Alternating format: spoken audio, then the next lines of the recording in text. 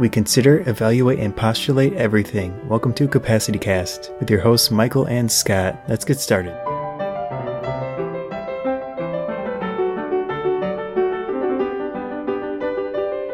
Okay, well, we're talking about local cost of living and where you live, where you work. Is it possible to get ahead? That's a good question. I'm thinking no, just to save you some time. Not really possible to get ahead. Okay, we're done. Yeah, that's... Next episode. Okay, so we're recording this from Rockford, Illinois, which is definitely one of the cheaper places to live in the United States. For a city of 150,000, metro area of 300,000, it's easy to buy a house. Very easy to buy a house under 100,000. You can buy one under 50,000 if you... Depends on if you want to be in a somewhat safe area. That's true. We also have some pretty sweet crime rates. Yeah, but good way to put it. Yeah. There, that's a whole other thing, though. Well, actually, it's not, because that's all related. I mean, obviously, a city that has housing prices that low has economic problems, chronic unemployment rate, and all these things. And of course, that's tied to crime. Yeah, we'll just use a city called Niles, Illinois, as one of the examples for high-end, expensive city. It's probably 75 miles from Rockford. Yeah, it's a bit northwest of Chicago, right? Yeah. And near Evanston, maybe. What you were recently looking into, the cost of living I was looking at a job over there for a company that I have dealt with in the past. Probably the estimations on various websites, $92,000 a year or so. Mm-hmm. But then when you look at the cost difference, we'll just say the housing prices, probably a $150,000 house in Rockford would be $450,000 in Niles, which is insane in my mind. Yeah, it's a huge jump. Just the averaged out cost of living, and if the national average is a 1.0, Rockford would be like a 0.9, 90 cents. And the Niles was, $1.40. Mm-hmm. If housing costs, 3 times as much, maybe other things are only a few percentage points more, but the average is still pretty drastic. Yeah, one of the websites where I pulled those numbers from, the housing bullet point with the data value for that was a lot higher. And then some of the other ones were kind of around the same as Rockford, but still most of them were more. So you're spending more on everything, right. But then the house price was significantly more. The housing price is one of the, I suppose, the most dangerous cost of living increases because, if it's just your groceries costing more, you can stop spending that in a second and go somewhere else, but you're tied to this real estate where you have a lease. Yeah, house poor, right? That's the term. Yeah, you can really get stuck there. Now, it's not as bad there. I mean, some of the Chicago area real estate is pretty hot, but it's not as bad as places like, of course, Silicon Valley, where... Yeah, it's even worse. Totally out of control. Yeah. $1 million for a kind of average-looking house. Yeah. In Chicago, you might have a job in a very high cost of living area, and you can make the choice to live there. Or you can say, I'm going to have maybe a 40-minute commute. Yeah. And you can bring that down a fair amount. Mm-hmm. A 40-minute commute is not fun. That's not good living, in my opinion. Yeah, because you're losing a lot of time just for relaxation or anything. But once you get to... Although you could listen to a podcast on your way to the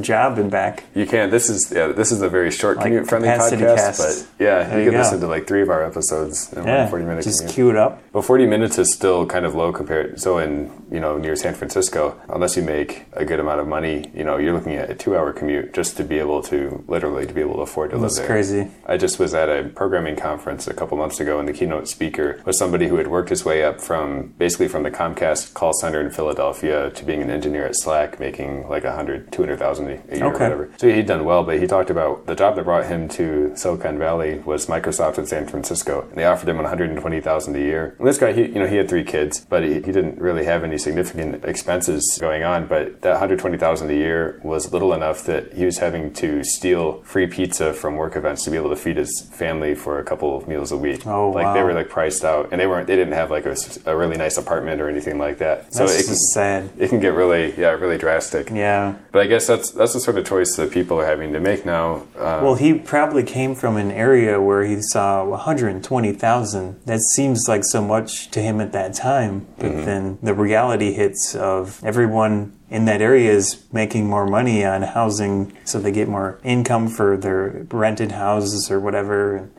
They know how much you're making. They take advantage of that situation. Definitely. It's just too small of an area with too high of a concentration of software companies, I guess. I know Philadelphia is probably a little more expensive than Rockford, but he was making $70,000 as an engineer at Comcast. So to go from 70 to 120, I mean, that would be great. Yeah, it seems like it's great. And you would think, just kind of trying to quickly do the math in your head, like, hey, even if I'm paying, $20,000 a year more in rent, I'm still going to come out ahead. But it doesn't really work like that because of all the other expenses too. Yeah. And plus, it wasn't just $20,000 a year more, when you're talking for the house. Yeah. So is there, I suppose, should people just be in the habit of doing detailed research every time they think about living in a different city? Yeah. Did you find when you were doing your search any particular places to get that info, or just Googling? I can't think of the websites offhand, but if you search for the average salary of what job you're looking for, 2, the average cost of living for the area that it is. I mean, you can look around in the general vicinity and see if there are cheaper areas, but then the crime aspect comes into it. That's true. I found that looking into this a little bit myself, I start with those cost of living calculators, and that sort of gives you an idea, but I'd like to try to find real estate forums like Redfin and Zillow. They have some discussion areas. Okay. There's some other sites like that, and people are coming in all the time saying, hey, I'm thinking about moving here from this other place, what do you think? And of course you have disgruntled people on there that just want to scare everybody who comes through. You can usually get some good information, and people will talk about specific areas to live. I also recommend subreddits for cities and states. Like if you're thinking about moving to Chicago, our Chicago is a great place to ask about where to live and what things really cost. Okay. There's actually an R Rockford, but there's nothing going on there. So I'm not surprised. But you don't need to know. If you're moving to the lower cost of living area, you just need to know where the high crime areas are. So when you're moving to the high cost of living, then you need to ask about the money. Yeah. Can you think of anything how to get ahead? Ways, either simple ways or little things, not necessarily with the house, but it can include the house aspect.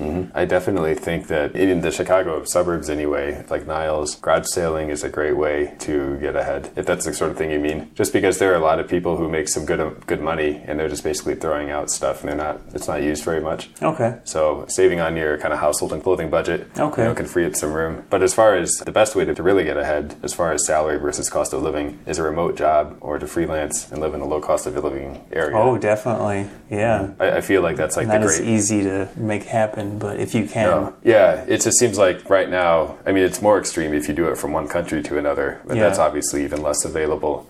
But I know I've read a lot of articles in the last couple of months about people moving out of Silicon Valley, where basically they build up their career there and then they leave as soon as they can. And they can take like a $200,000 or $300,000 a year job, just as extreme. Yeah. They can take that job and they can move to, the middle of Iowa or, maybe some part of Colorado. Yeah. Just as long as it has a good internet connection. Yeah, and it's something they've got a huge house and they're spending 10% of their salary to live, and they can save the rest. Even if that's not available to someone, you can still take hopefully a Chicago salary, and you can, live in Rockford maybe, or something like that. It's possible. Yeah. Obviously there's kind of a social cost, but that's probably the biggest delta available. Just not try to be house poor. So find a house that is suitable enough, but not extravagant. Yeah, that's another one. I think people, so again, reading about people emigrating. And renting is a bad idea in general, because I've seen frequently where someone is spending more to rent a place than to a condo, for example. So they can either buy the condo or rent one in the same exact area, but then they're spending more renting. That's true. And I guess it all depends on how easy it is to sell it and that's true as cost of the transaction. But yeah, if you're going to be a place more than a few years, hopefully buying will save you some money. And if you can do a 15-year mortgage, that's better in the long run for you than a 30-year, because you're paying less interest. Very much so. And that money, people don't seem to realize, is that money is going out of your pocket. You're just not doing it quickly. If it's a 30-year mortgage. Yeah, the mindset you don't want to have there is, I can afford X $100 for a monthly payment, and then paying that, getting the biggest thing you can, because that probably, you're right, means you have the worst terms financially possible. Pretty much. You're spending a lot more, and you're restricting yourself by that huge cost of the house itself. Wherever you live, if you are sick of paying those prices, I guess, and you want to go somewhere else, if you can just take your square footage that is what you need, or what's comfortable for you, and you can get that same square footage in a cheaper area and resist the impulse to get something bigger just because you can, I suppose. But if you're moving to a bigger city, you're going to have to probably make a sacrifice and get into a much smaller place to make it work. So definitely do your research before you jump on a job opportunity. Yeah. These are some pretty hard topics that affect a lot of people. So we've not even come close to giving it proper due diligence in these several minutes, but just hopefully finding those very location-specific resources out there will make transition a little easier. Thank you for listening to another episode of CapacityCast. You can hear more episodes at capacitycast.com.